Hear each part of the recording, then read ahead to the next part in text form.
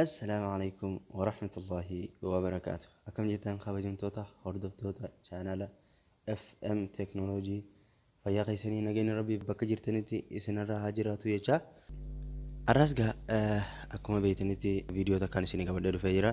Viidiyoon kun waa'ee Wi-Fi wal qabata jechuudha. Arras akkuma dhiyootana isinii dalagaa turretti Wi-Fi dhaan wal qabata yoo jennu maal jechuu keenya Wi-Fiin keenya fakkeenyaaf yoo akkuma asirratti agartan kanarratti nu didee jechuudha yookiin nuuf dalaguu didee exclamation mark yookiin mallattoo raajeffannoo tana akkanatti bira fide jechuudha. Amma fakkeenyaaf keessa seennee haa ilaallu Wi-Fi keenya internet may not be available jedhee yoo nu didee jechuudha. Wi-Fi keenya akkamitti Wi-Fi keenya connect godhachuu dandeenyaadha. Amma yoo fakkeenyaaf dhaamsitee bantees siin fiduu jechuudha. Yoo dhaamsitee bannees siin fiduu isa kana akkamitti furannaadha gaa qophiin isinii qabannee dhufne jechuudha irra. Isa kana furachuudhaaf gaa asumaan gara Wi-Fi keenyaa deemna. Achi booda isa kilik goona. Achi booda manage router ka jedhu kana kilik goona. Achi booda itti galchina.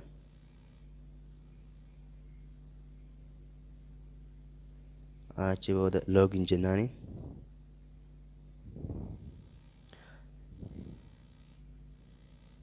Akkuma agartan gaa achi booda jechuudha administration ka jedhu kana bira deena.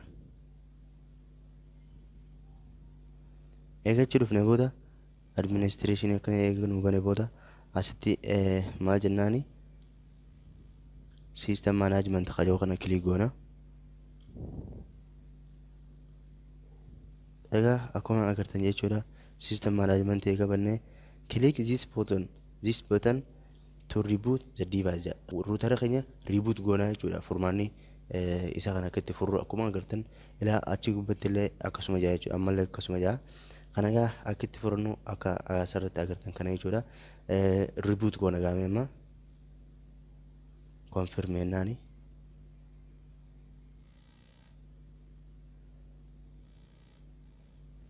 Akkuma agartan gaa asirra maal jaa beeksisa device restarting will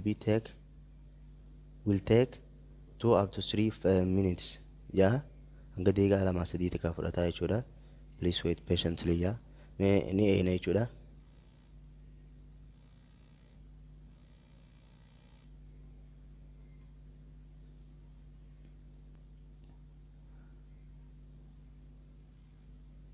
Akkanumatti eena gaafamaaf nu fida jechuudha. Ni eename.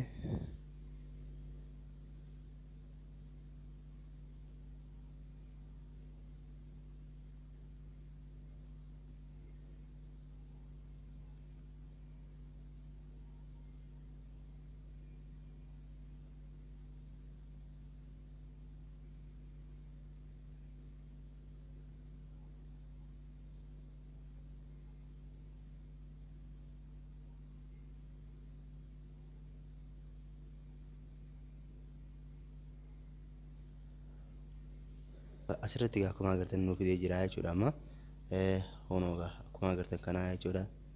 Furannee jechuudha gaa Wi-Fi keenya rakkoota connect nu godhee jira gaa akkuma ijaan agartan kanatti jechuudha. Kana egaa kabajamtoota hordoftoota channel FM Technology qophiin har'aaf isinii qopheeffannee dhufne jechuudha. Qophiin kun yoo isin tolee itti gammadanii irraa fayyadamtan ta'e obboleeyyan keessan akkuma keessanii kanatti malli kun dhibee isaan bira geessanii akka irraa fayyadamaniif laayikii tuqisiin jenna. Laayikii ittiin qusatini akkasuma channel kana subscribe godhi nu jajjabeessi. Nutis viidiyoo kanaa tana hamma dandeenyu isiniif hojjenna jennee abdii qabna. Nagaan nu tura. Assalaamu alaikum wa rahmatullahi wa barakaatuh.